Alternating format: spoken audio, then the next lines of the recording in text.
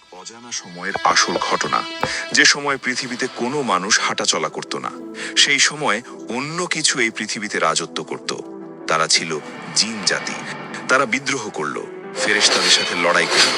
ফেরেশতারা তাদেরকে পৃথিবীর দূর দূরান্তের কোণায় তাড়িয়ে দিলেন। তারপর একদিন আল্লাহ তাআলা বললেন, আমি পৃথিবীতে একজন খলিফা সৃষ্টি করব। আর সেই মুহূর্ত থেকেই সব কিছু একদম বদলে গেল। মাটি থেকে একটা দেহ তৈরি করা হলো, কিন্তু সেই দেহটা কোনো সাধারণ দেহ ছিল না। ফেরেশতারা সবাই সিজদায় পড়ে গেলেন, কিন্তু একজন প্রত্যাখ্যান করলেন। তার নাম ছিল ইবলিস। সে বলল, আমি তার চেয়ে উত্তম, কারণ আমাকে আগুন থেকে তৈরি করা হয়েছে আর তাকে মাটি থেকে। ইতিহাসের প্রথম বর্ণবাদী ছিল সে। শয়তান তার উৎস নিয়ে গর্ব করল, আর এ কারণেই মানুষকে পৃথিবীতে পাঠানো হলো।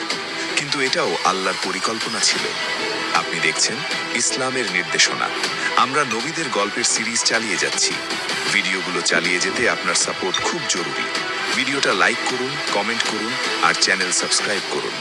আপনি যদি প্রস্তুত থাকেন তাহলে চলুন শুরু করি। একটু ভেবে দেখুন তো, এমন একটা সময় যখন ইতিহাস এখনো লেখা